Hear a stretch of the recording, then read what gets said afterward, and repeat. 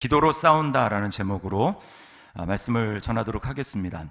자, 오늘 본문은 그리스도인에게 싸움이 있다라는 것을 보여주는 매우 상징적인 사건입니다. 지금 이스라엘 백성들은 영적으로 보면은 갓난 아이와 같아요. 이제 막 신앙생활을 시작한 초신자에 지나지 않습니다. 왜냐하면 우리가 그들이 10가지 재앙을 보았지만 고린도 전서에서 바울 사도가 이 홍해 사건, 이스라엘 백성들이 홍해를 건넌 사건을 세례에 비유해요. 세례. 그러니까 그들이 홍해를 건너면서 그들은 이제 먼 훗날 그들은 몰랐지만 그리스도 안에서 그들의 죄 씻음을 받고 거듭난 이 사건을 이야기를 하는 것입니다. 이제 하나님과 연합이 되었고 구원받은 사건을 이 홍해 사건이라고 이야기를 하는 거예요. 자, 그러니까 이들이 지금 홍해 사건을 통해서 그 다음에 광야로 들어갔죠. 그리고 이제 광야에 들어가서 며칠 지나지 않은 상황에 오늘 이 사건이 르비딤에서 일어난 것입니다. 이걸 우리에게 뭘 보여주는가? 이스라엘 백성들이 지금 구원받은 지 얼마 안 된 이 초신자 시절에 그들이 광야 생활 초기에 뭘 만났습니까? 이 아말렉을 만났다고 하는 거예요. 이 아말렉은 에서에게서 태어난 에서의 후손입니다. 그 에서의 후손이 지금 이스라엘 백성들을 공격하는 것이죠. 신명기에 보면은 왜 하나님이 이 아말렉을 그냥 이렇게 뭐 전쟁도 할 수 있는데 왜 아말렉을 이렇게 대대 내가 싸우리라 라고 말씀을 하셨는가? 이들이 이제 행렬, 이제 광야에 나아가는 행렬 가운데 이제 너무나 힘이 드니까 힘없는 사람들은 행렬에서 항상 뒤처지게 돼 있어요.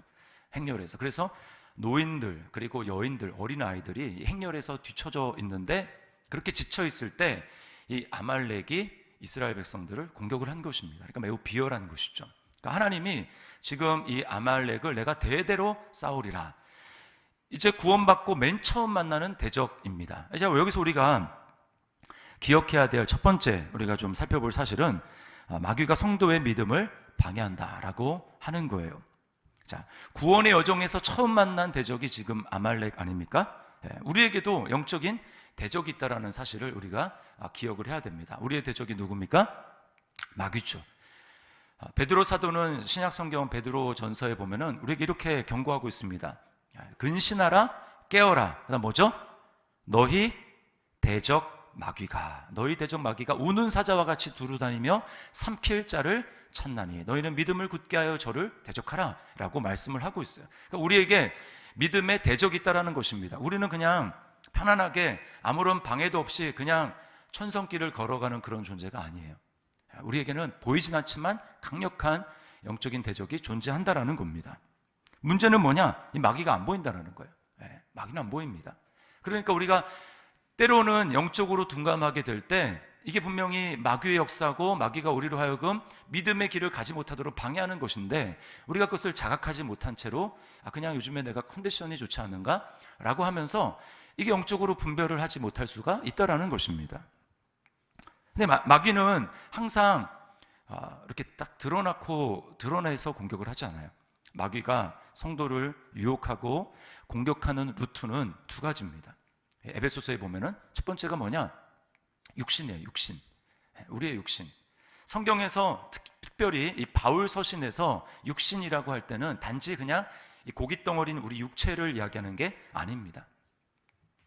그 육신은 뭐냐면 이미 방향성이 하나님에게서 멀어지려고 하는 이 죄의 이 왜곡된 그런 상황을, 그런 성향을 육신이라고 표현을 하는 거예요. 이 육체 안에 우리의 육신이 존재한다라는 것입니다. 그래서 바울 사도가 뭐라고 얘기합니까? 내가 마음으로는 하나님의 법을 즐거워하되 그 다음 뭐예요? 육신으로는 죄의 법을 섬긴다.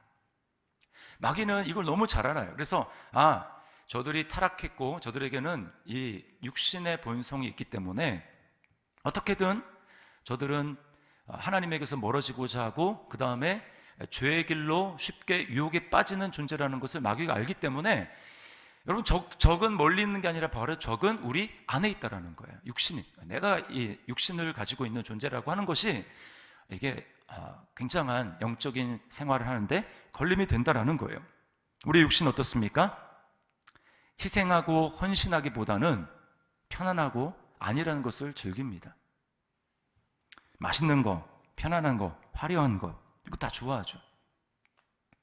목사님, 그럼 그게 죄입니까? 죄는 아닙니다. 근데 문제는 뭐냐면 마귀가 이런 우리의 그런 성향을 알아서 죄로 이끈다라는 거예요. 그리고 우리는 어느 순간 죄가 아닌 경계가 있고 넘어가면 죄가 되는 경계가 있는데 어느 순간에 분별하지 않으면 우리는 그 경계를 넘어간다라는 거예요. 그래서 마음으로부터 하나님을 사랑하는 마음에서 점점 나도 모르게 식어지고 멀어지고 있다라는 겁니다. 이게 문제라는 거예요. 자, 마귀가 사용하는 첫 번째 그 루트가 뭐라고요? 육신. 자, 그 다음에 두 번째는 뭔가? 두 번째는 세상입니다. 세상. 자, 저를 따라하십시오. 세상. 에베소서에는 정확하게는 세상의 풍조라고 되어 있어요. 세상의 풍조. 세상의 흐름입니다. 세상의 흐름. 세상이 흘러가는 방식, 유행을 통해서 육신은 원래 그런 것을 좋아하는데 세상에 흘러가는 것들을 보면서 거기에 너무 반응을 쉽게 하는 거예요. 그렇지. 이거야말로 내가 찾던 거였어. 역시 인생은 이래야지 라고 하면서 그 육신이 세상에 너무나 짝짝꿍이 되어서 잘 반응을 한다는 것입니다. 그리고 사람들이 살아가는 모습을 딱 보여주면서 그래, 인생이란 저렇게 사는 거지 라고 하면서 나도 모르게 거기에 그 생각에 젖어서 별 문제의식 없이 살아간다라는 거예요. 이 육신과 세상이 결합해서 어떻게 되는가? 우리 육체와 이 세상에 속한 것들만을 위해서 우리는 바쁘게 분주하게 살아가게 된다라는 것입니다. 그냥 눈에 보이는 것이 전부인 삶을 살아가는 거예요. 자, 노아의 때가 대표적인 거였습니다. 노아의 때. 예수님이 노아의 때를 딱 4단어로 뭐라고 말씀하셨냐면 먹고 마시고 시집가고 장가가고. 또 롯의 때와 같다고 얘기했습니다. 롯의 때, 거기 또 딱 4가지로 예수님이 정리하셨어요. 뭐냐? 먹고 마시고 사고 팔고 집 짓고. 여러분, 이게 오늘날로 표현하면 뭔가, 오늘날의 단어로 제가 바꿔서 얘기하면 사람들이 매우 경제적으로 호황된, 경제적으로 굉장히 경제가 활성화된 그런 삶을 살았다라고 하는 것입니다. 그래서 많은 사람들이 돈을 잘 쓰고 경제가 잘 돌아가고 그렇게 살았다라는 거예요. 목사님, 그러면은 경제가 잘 돌아가고 사람들이 돈을 잘 쓰고 돈을 잘 풀고 돈이 잘 돌아가고 경제가 이렇게 활성화되는 게 좋은 거지, 그러면은 경제가 안 돌아가는 게 그럼 하나님의 뜻입니까? 제가 그런 말씀을 드리는 게 아닙니다. 문제는 뭐예요? 사람들이 그런 육신의 삶, 이 세상의 삶에 푹 빠져서 살았다라는 것입니다. 그러니까 우리 인간은 뭐예요? 육체에다가 우리 안에는 속사람, 이 영혼이 있지 않습니까? 그런데 육체적인 삶을 너무나 많이 발달을 하는데 이 영적인 기능, 하나님과 소통하고 영적인 것을 감지하고 영적인 세계를 분별하며 그렇게 살아가는 영의 기능은 점점 퇴화를 하게 되고 육체만 너무 발달하는 거예요. 이게 바로 노아 시대의 특징이었습니다. 롯의 시대의 특징이었습니다. 그 사람들이 어떻게 됐습니까? 홍수의 심판이 임할 때, 그리고 불과 유황의 심판이 임할 때 피하지 못했어요. 예수님이 경고하시죠. 인자의 때에도 그러하리라. 인자의 임함도 그러하리라. 이것은 성도 각자에게, 우리 영혼에게 경고하시는 주님의 음성입니다. 신학적으로 따질 문제가 아니야. 목사님, 그래도 한번 구원받은 영혼은 하나님이 끝까지 구원하지 않습니까? 물론 그렇습니다. 그러나 그것은 우리가 할 수 있는 문제가 아니라는 거예요. 우리는 뭘 해야 됩니까? 주님의 뜻은 뭐예요? 너희는 그런 곳에 빠지지 않도록 너희는 깨어서 기도하라 라고 말씀하는 것이죠. 죄의 길로 빠지면서 그래도 주님이 언젠가 나를 돌이키게 하실 거야, 그것은 우리의 소관이 아닙니다. 아무도 장담할 수 없어요. 우리가 할 일은 무엇인가? 이런 세상의 흐름에 대해서 분별하고 내 안에 육신이 있지만, 그리고 이 세상의 풍조가 이렇게 흘러가지만 나는 거기에 대해서 저항하는 삶을 살아야 되겠구나 라고 결단하며 살아가는 게 성도의 모습이라는 것입니다. 그게 하나님이 원하시는 뜻이에요. 제가 이제 더 사랑의 교회에서 14년 동안 부교육자 생활을 했습니다. 수지사랑의 교회에 개척해서 가정에서 이제 아파트에서 예배 드릴 때부터 제가 사역을 했어요. 그리고 이제 뭐 몇 번의 장소를 옮겨가면서 그리고 이제 마지막에는 교회를 건축하고 이제 이름을 더 사랑의 교회로 바꿨습니다. 그러니까 이제 제가 지금 개척하고 한 이제 5년이 됐으니까 그리고 14년 거기서 섬겼으니까 거의 한 20년 된 거예요. 제가 교회를 처음 이제 이인호 목사님과 함께 이제 수주에서 개척을 했을 때 그때 이제 초창기에 오신 멤버들은 교회를 떠나지 않았던 멤버들은 대부분 다 뭐 여자분들은 권사님, 남자분들은 뭐 안수 집사나 뭐 장로님이 다 되셨어요. 그러니까 지금 벌써 20년이 되지 않았습니까? 그때 40대, 40대 이제 우리 김선아 집사님 40대 들으셨죠? 그때 이렇게 정말 생기발랄하고 그랬던 분들이 지금은 60대가 됐어요. 그때 이제 막 50대로 막 팔을 걷어붙이고 헌신했던 분들이 지금은 70대가 됐습니다. 제가 이제 여기 벌써 이제 5년 됐잖아요. 거기서 이제 간간히 들리는 소식, 어떤 분은 암에 걸렸다, 어떤 분은 이런 병에 걸렸다, 이런 소식들을 듣게 됩니다. 그리고 정말 간혹 가다가는 이제 하나님이 데려가시기도 하시고, 제가 그런 이제 한 교회 오래 있다 보니까 이제 한 20년 지나다 보니까 제가 점점 깨닫게 되는 게 있습니다. 하나님이 저에게 보여주시는 게 있어요. 그게 뭐냐? 정말 눈 깜짝할 새 지나가는구나. 내 인생은 젊어. 내 인생은 많이 남았어. 제가 금방 지나갔어요. 저도 20년이 어떻게 지나갔는지 모르겠습니다. 제가 그 당시에 30대 초반에 31살인가? 31살 그때 이제 개척을 했으니까 저도 이제 뭐 내일 모레면 내년이면 이제 50입니다. 저도 제가 깨닫는 게 있어요. 정말 금방이구나. 이제 저한테는 한 텀밖에 남지 않았다는 그런 생각을 합니다. 20년 한 텀이 지났어요. 그리고 이제 20년 내 한 텀이 남은 이 생애를 정말 주님을 위해서 내 삶을 불사르고 그리고 내가 주님 앞에 가야 되겠다. 여러분 70대가 되면 우리 장로님께서도 죄송합니다만 마음처럼 몸이 움직여주지 않습니다. 그러니까 여러분 잠깐이에요. 우리가 주님 앞에 주와 복음을 위해서, 주의 나라를 위해서, 주의 몸된 교회를 위해서 섬기다가 가는 거, 그게 많은 시간이 남은 것 같지만 그렇지 않다라는 거예요. 우리가 이러한 삶을 바라보면서 무엇을 결단해야 됩니까? 주님, 내가 주님 앞에 더 헌신하고 내가 주님 나라를 위해 살고 복음을 위해서 살겠습니다. 이런 결단을 해야 되는 거예요. 이게 영적으로 지혜 있는, 영적으로 분별하며 사는 사람들의 지혜로운 결단이라는 것입니다. 그러나 저는 안타까운 게 뭐냐? 이제 정말 주님을 위해서 자녀도 어느 정도 키워놨고 그래서 주님을 위해서 뭔가 열심히 일을 하고 복음을 위해서 하는 나라에 정말 우리가 주님을 배울 그날까지 이제 열심히 해볼 만한데 이제 돈 번다는 거예요. 제가 돈 번다라는 걸 뭐라고 하는 게 아닙니다. 방향성을 얘기를 하는 거예요. 나중에 분명히 후회할 것입니다. 성경이 뭐라고 합니까? 너희 인생이 무엇이냐? 너희는 잠깐 보이다가 없어지는 안개니라.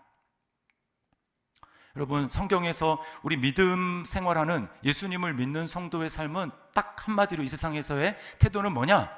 나그네입니다. 나그네. 그게 극명하게 대조되는 게 바로 창세기 11장과 창세기 12장이에요. 우리 다 읽었죠? 지난주까지 해가지고. 뭡니까? 창세기 11장은 바벨탑이에요. 바벨탑의 사건들은 뭐냐? 이 땅에 집착하는 겁니다. 내 땅. 거기에 집착하는 거예요.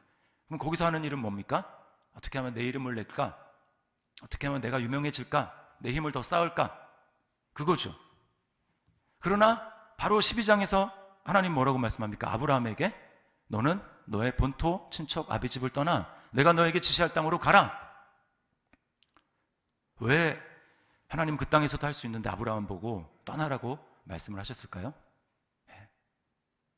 너의 일생의 삶은, 성도의 일생의 삶은 이 땅에 집착하며 사는 삶이 아니라 너의 삶은 나그네의 삶이 되어야 할 것입니다. 전혀 문화적으로 너무나 낯설고 그런 땅에 가서 있으면서 아브라함은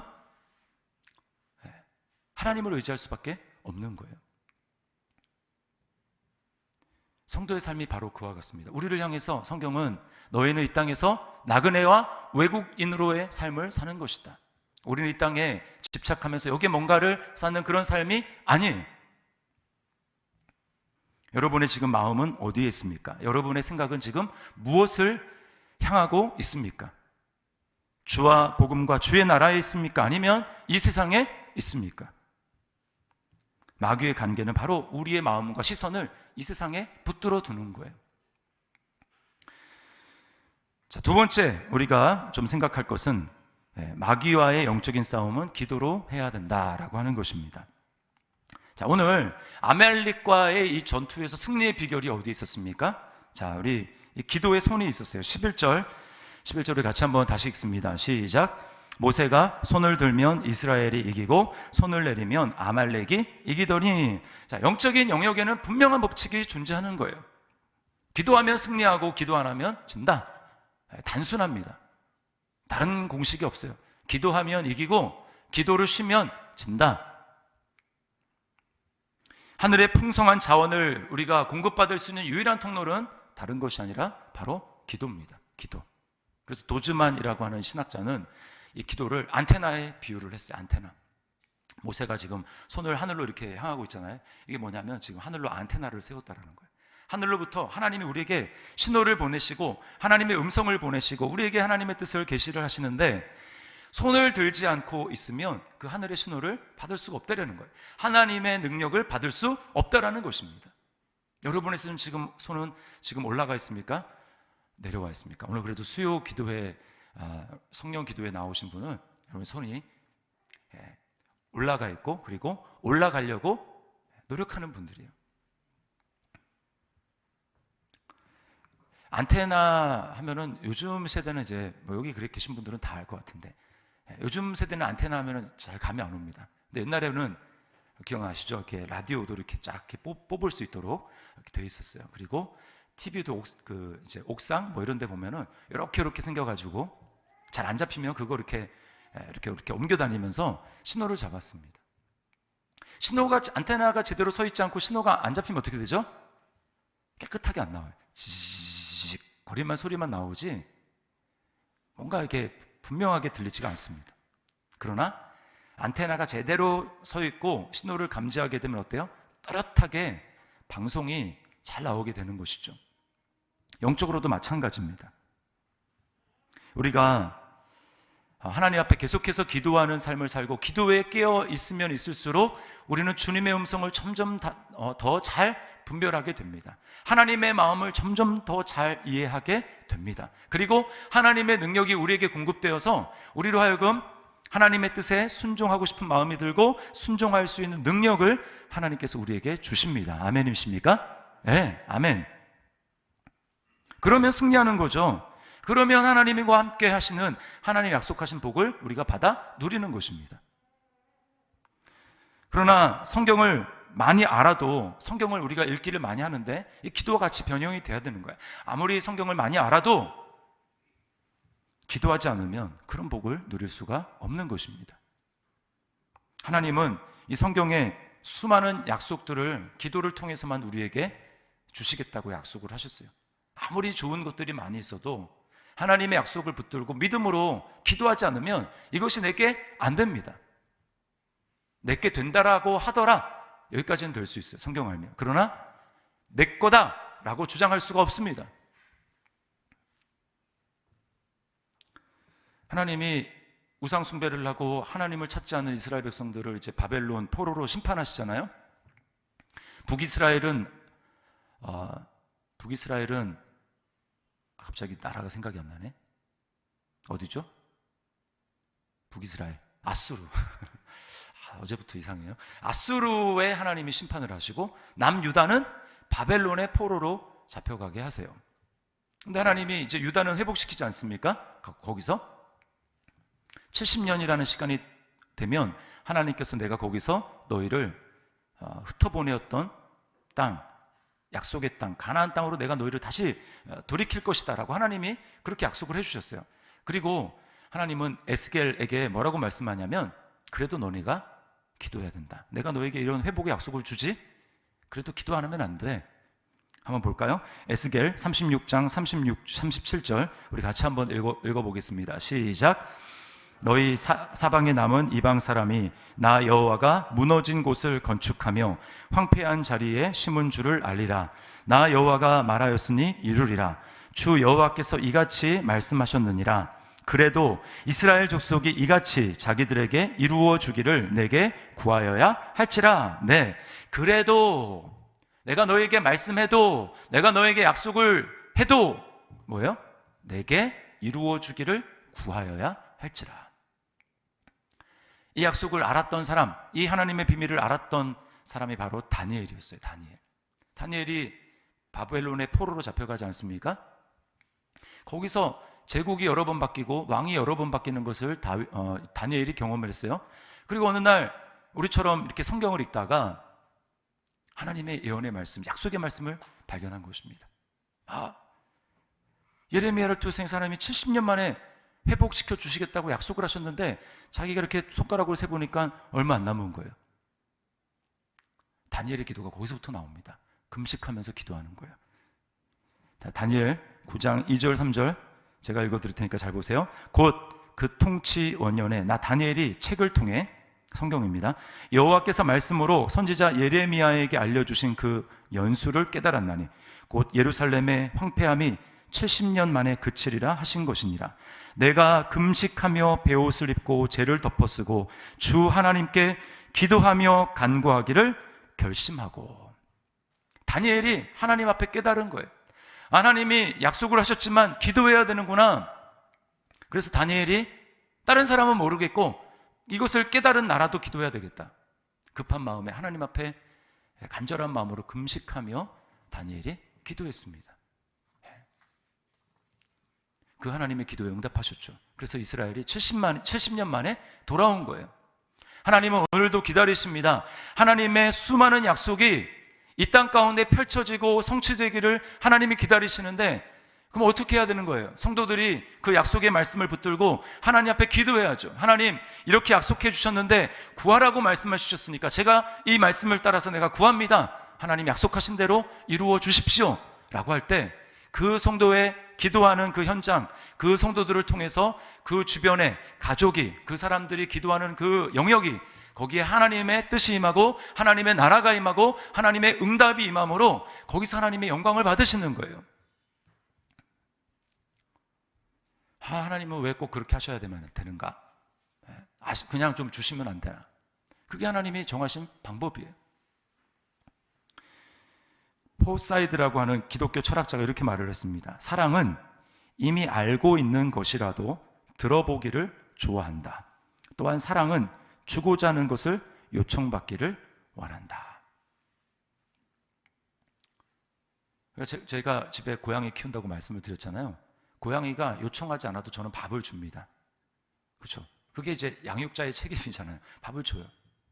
근데 이 고양이가 요즘에는 아주 점점 대담해지고 담대해지고 약아져가지고 식탁에 이렇게 딱 앉아있으면 그 바로 뒤에 고양이가 있거든요. 거기에 딱 앉아가지고 이제 거기서 밥을 먹는 사람한테 이렇게 그 발을 들고 어깨에다가 손을 탁 올립니다. 그리고 이렇게 톡톡 쳐요. 그 뭐냐면은 자기한테 뭔가 달라는 것입니다. 항상 식사 때마다 자기도 거기 딱 앉아서 톡톡 자기에게 밥 말고 뭔가 특별한 것을 내달라 이런 뜻이에요.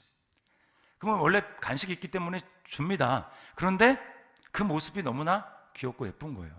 그러니까 어제는 한 두세 가지 간식이 이렇게 한꺼번에 나갔어요. 예뻐가지고. 하나님이 의와 같습니다. 우리에게 주시려고 마음을 가지고 계세요. 그러나 하나님이 우리에게 약속을 통해서 너가 구하면 내가 주리라, 그것을 통해서 우리가 하나님의 살아계심을 경험하는 것입니다.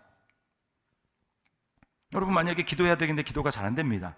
또 기도해야 되는데 지속이 잘 안 돼요. 어떻게 해야 될까요? 오늘 본문에서 연합해서 기도하라 라고 말씀을 합니다. 아론과 훌, 모세의 팔은 내려옵니다. 금방 지쳐요. 그러나 아론과 훌이 옆에서 손을 받쳐주자 어떻게 합니까? 그 손이 해가 지도록 내려오지 아니한지라. 우리에게 적용해 봅시다. 이게 뭘까요? 기도의 동역자들이 필요하다는 거죠. 기도의 동역자들. 예. 그러니까 혼자는 기도가 잘 안 되는 거예요. 여러분이 계속해서 기도하는 삶을 훈련하고 기도가 잘 되기 위해서 어떻게 해야 되는가? 내가 봤을 때 저분은 정말 기도를 잘 하시는 것 같아. 저분은 정말 기도에 뭔가 비밀을 아는 것 같아. 라고 하는 분 있잖아요. 그분과 가까이 있어야 돼요. 그럼 그 사람의 모습을 잘 관찰해 보십시오. 저 사람은 어떻게 하나? 저 사람 보니까 저렇게 기도하네. 저 사람 보니까 이런 습관이 있네. 그걸 보면서 나도 그대로 따라하는 거예요. 저 사람 보니까 웬만하면은 새벽에 기도하는 시간을 놓치지 않네. 어떻게든지 기도하려고 노력을 하네. 그럼 보면서 나도 따라하는 겁니다.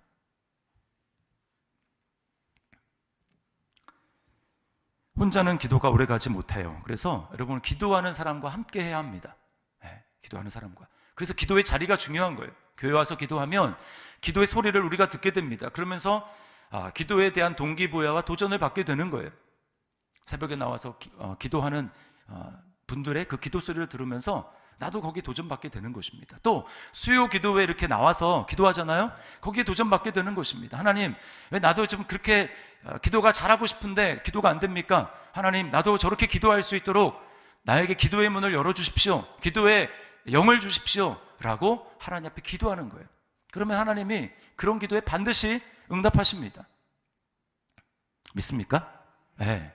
제가 이제 더사랑의 교회에서 여기 개척하기 전까지 거의 한 1, 2년 빼놓고는, 마지막 1, 2년 빼놓고는 중보기도 사역을 제가 했거든요. 그러면 요즘에 우리가 코로나여서 못하고 있는데 주일 중보를 했었습니다. 주일 중보. 그 당시에 예배가 3부 막 4부 이렇게까지 있었는데, 그럼 각 예배마다 기도 그 팀이 있는 거예요. 2, 3부에 제일 많습니다. 그러면 그 중에 한 집사님이 제가 지금도 기억이 나는데, 그 집사님이 초신자였어요. 뭐 기도도 할 줄 모르고 초신자였습니다. 그런데 이분이 이제 신앙생활을 시작하게 됐는데 중보기도 학교를 하게 되고, 그러면서 이제 헌신을 해야 되잖아요. 헌신을 하는데 주일 중보기도에 헌신을 하셨습니다. 그래가지고 이분이 2부인지 3부인지 제가 정확하게 기억은 안 나는데 어쨌든 그 두 중에 하나에 기도로 이제 헌신을 했습니다. 그러니까 자기가 3부 예배 드리고 2부 중보에 헌신했던가, 2부 예배를 드리고 3부에 헌신했던가. 그래서 기도하는데 거기 2, 3부는 특별히 막 기도의 베테랑이 딱 포진하고 있었어요. 네. 이분이 거기서 이제 한 열 몇 명, 한 20명, 때로는 20명도 넘죠. 그 사람들이 거기서 막 1시간 동안 1시간 이상 부르짖어서 기도하거든요. 거기 들어가가지고 그 기도의 영광로, 그 안에서 뭐 자기도 그렇게 되는 거예요. 처음에는 그냥 읽죠. 그냥 기도 이렇게 해주십시오. 그 기도 문을 따라서 그냥 읽습니다. 근데 나중에 되면 읽는 게 아니라 그 기도에 동화돼가지고 자기도 같이 하나님 앞에 기도하는 거예요. 그렇게 해서 6개월 헌신하고 그 다음에 또 이제 재헌신해가지고 6개월 하고 이렇게 하는 동안에 이분이 기도의 문이 막 열렸어요. 진짜 기도의 사람이 됐습니다. 그리고 교회를 위해서, 말씀을 듣는 성도들을 위해서, 목사님을 위해서 기도를 하는데 이분이 방언을 받았어요. 방언. 여러분 방언의 은사 받고 싶으십니까? 기도원 가실 필요 없습니다. 교회를 위해서 내가 하나님 앞에 쓰임 받아야 되겠다, 이런 마음을 가지고 하나님 앞에 기도하면 하나님이 기도 더 열심히 하라고 기도의 은사를 부어주십니다. 필요하면 하나님이 필요한 은사를 부어주시는 거예요. 더 열심히 주의 몸을 섬기라고 하나님이 그런 은사를 우리에게 부어주시는 겁니다. 내가 할 건 뭐냐? 나가서 내 자신을 하나님 앞에 드리면 되는 거예요. 마지막, 우리가 그럼에도 불구하고 인간인지라 우리는 낙심할 수 있습니다. 기도의 손이 내려올 수 있어요. 그때 우리로 하여금 끝까지 기도의 손이 내려오지 않게 하고 다시금 내려왔던 손을 올리도록 만드는 그 비결이 뭔가? 그것은 바로 우리의 기도를 도우시는 그리스도인 것을 여러분 믿으시기를 바랍니다. 네, 여러분 예수님을 보십시오. 예수님의 삶은, 공생애의 삶은 기도로 시작해서 기도로 끝난 삶이었습니다. 공생애를 준비하시면서 40일 동안 예수님은 40일 동안 금식하며 기도하셨어요. 그리고 공생애를 시작한 다음에는 어떻습니까?